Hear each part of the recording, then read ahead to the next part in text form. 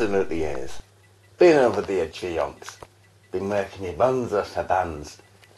I've always been mad, I know I've been mad, like the most of us. It's very hard to explain why you're mad, even if you're not mad. I've been mad for fucking years. Absolutely years. Hello, Hammerheads! Welcome to my extensive Pink Floyd collection. Yep, I have all the albums on CD. Also, I might add, I have quite a few on vinyl, too. Formed in 1965. Yep, from Cambridge. Well, let's start from the top, shall we? The very first album, The Piper at the Gates of Dawn. Released on 4th of August 1967. Released in the summer of love. I wasn't even one. I was born in January 1967. Right. This album, very psychedelic. And I used to listen to it quite a lot when I had it on vinyl. Well, I still have got it on vinyl somewhere, but it's just Syd Barrett's lyrics. They don't make any fucking sense. I mean, what's he on about? Songs like The Scarecrow, The Gnome, Bike, singing about fucking gingerbread men and... you know, he wasn't even a very good guitarist. I don't know why he was such a legend. You know, I mean, I've read the novel about him and Crazy Diamond, and my opinion, right, best thing that happened to Pink Floyd was Dave Gilmour replacing Syd Barrett. And that's my opinion, and my opinion counts for a lot. I'm going to get these die-hard fans. Oh, don't be stupid, you're talking rubbish. Never mind. Right, second album. A Saucerful of Secrets. Released on the 28th of June 1968. Again, quite psychedelic, but not as much as the first album. Dave Gilmour appears on here quite a bit, because he's actually filling in for Syd Barrett, because Syd Barrett's mental state at the time was deteriorating at a rapid rate, and far too much fucking acid and that. He just did his head in, you know, and it's, you know, legend has it that they were on the way to rehearsals once in their van, you know, and they stopped off at Syd Barrett's house, and they says, "Should we pick Syd up then?" Dave Gilmour reportedly said, "Nah, let's not bother." Like I said, he was too far gone to work with anymore. He's just lost the plot, basically. Anyway, the third album, More. Released 13th of June 1969, and it's actually a film soundtrack. Like, I don't know, set on the underground tube in Europe. It's very chilly out. It's not so much psychedelic, this one. This probably has their most heavy song to date on it. The Nile song. I mean, for its time, it's very heavy, almost punk-like. Dave Gilmour's shouting voice on it. Yeah. Yep. Not bad album. And the fourth album, Ummagumma, released 7th of November 1969. And this is extremely psychedelic and very, very strange. And I can't listen to it. I mean, I can, but I get so far into it, and oh, it just reminds me of the 80s when I had far too many bad acid trips, and not to mention all the thousands of fucking magic mushrooms I consumed. I just did too many drugs in the 80s. Listening to Floyd a lot and Tangerine Dream. And I mean, it's a double album, this. The vinyl one as well. Each side of the album has a band member's collaboration. Interesting album, nevertheless. Now then, let's move on. Atom Heart Mother. Their very first #1 album. Released 2nd of October 1970. I didn't used to like this when I first got it. You know, I just thought, oh God, what's going on with all these horns and brass sections and shit like that? And it grew on me. I love this album now. Alan's Psychedelic Breakfast. I've even got a big menu in here. It doesn't make any fucking sense. Yeah, Roger Waters once said in an interview, if you offered me £1 million to record that album all over again, I'd just tell you to fuck off. Oh, he didn't like it. The band didn't like that album, and yet it was their first #1 album. Anyway, let's move on. Meddle. Released 5th of November 1971. And yeah, very good album this. Echoes. Now that, I had this on vinyl. I still got it on vinyl, and the whole of side 2 that song takes up. Brilliant song. The whole album's really good. It looks like a pig's ear on there. You made a right pig's ear of that. Yeah, good album. Now, this one isn't exactly an official album. It's not really listed or anywhere. Reactor. It's live in Europe. There's unreleased stuff on here. That's not on any other album or anything. Yeah, 1971. It's a couple of tracks. I mean, Embryo, for instance. There's a few tracks on there. It's worth a peep, you know, if you're an avid Floyd fan like I am. Right then. Here's one. Obscured by Clouds. Released 2nd of June 1972. Yeah, I love the title track. Some brilliant synthesizers in that, and Gilmour's brilliant slide guitar work. Yeah, good album that. As ever, Hypnosis do the sleeve design. Yeah, they did a lot of their covers.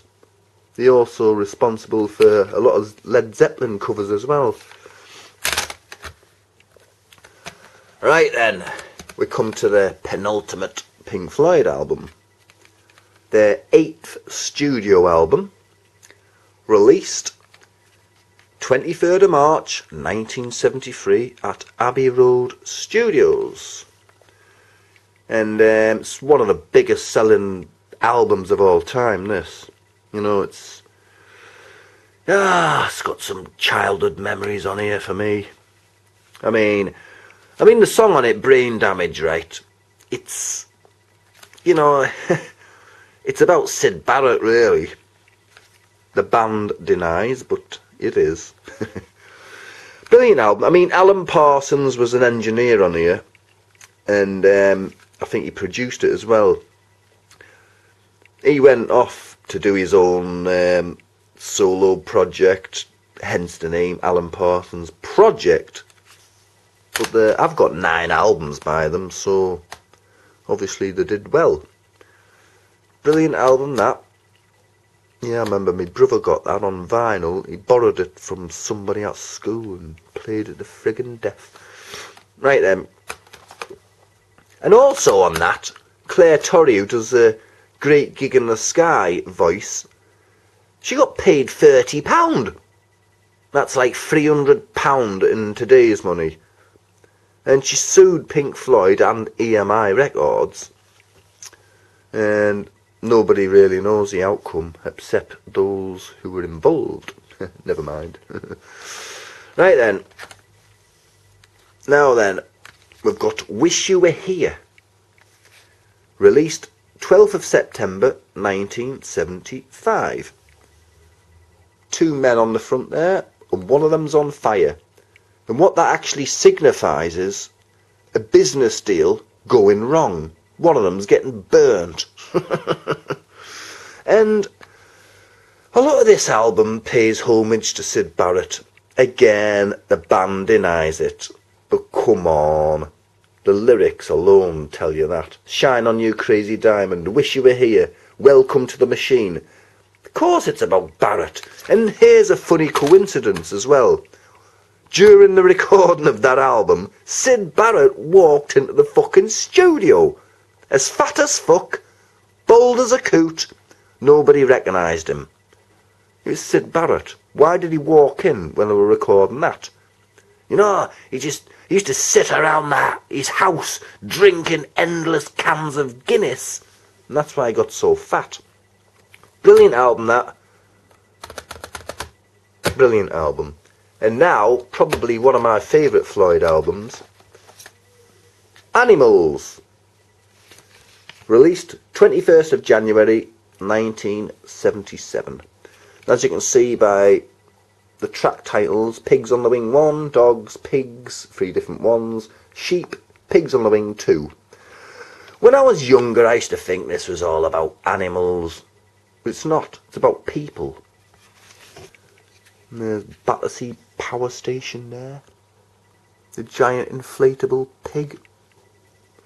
You know, that broke loose of its moorings and it was like reports all over England of this big, unidentified flying fucking God knows what. It was a great big inflatable pig. My favourite line on this album has to be from Dogs.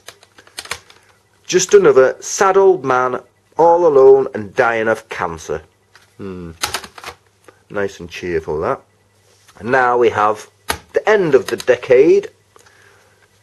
The Wall, released 30th of November 1979. Big fuck off crack across the bloody box there.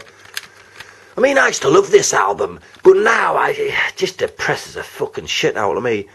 It's all about the rise and fall of a rock star, and he's building this imaginary wall around himself, and each incident, what happened in his childhood, is just another brick that he's putting in the wall to build around himself.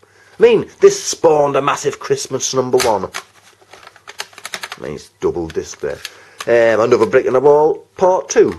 But they dropped the Part 2 out, you know, because, well, you know what the fucking media's like. They don't want to confuse the kiddies. Right then, now we have the final cut, released 21st of March 1983. And I didn't like this album very much. Mind you, I do like the song Not Now John, because Gilmour gets a good look in on that song. And, you know, this is how petty Roger Waters was. He did not want Gilmour's name on the fucking album credits. I mean, Christ, that's just childish. I mean, this is more or less about, a lot of it's to do with the Falklands War. Yeah. Hey, well, to me, it's just like a Roger Waters album, that. I mean, he had the same issues with Richard Wright, the keyboard player on The Wall. He didn't want him listed in the credits. Why? Fucking idiot. I don't like Roger Waters' solo stuff. I like Gilmour's solo stuff much better. And then years went by. I mean, the final cut was supposed to be the last album by Pink Floyd. I think that was Roger Waters' idea. Hence the name, The Final Cut. And then this came out, didn't it? Momentary Lapse of Reason.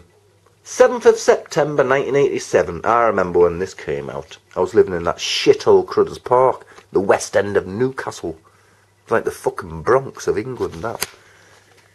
And, you know, to me it's not really Floyd. Roger Waters isn't there anymore.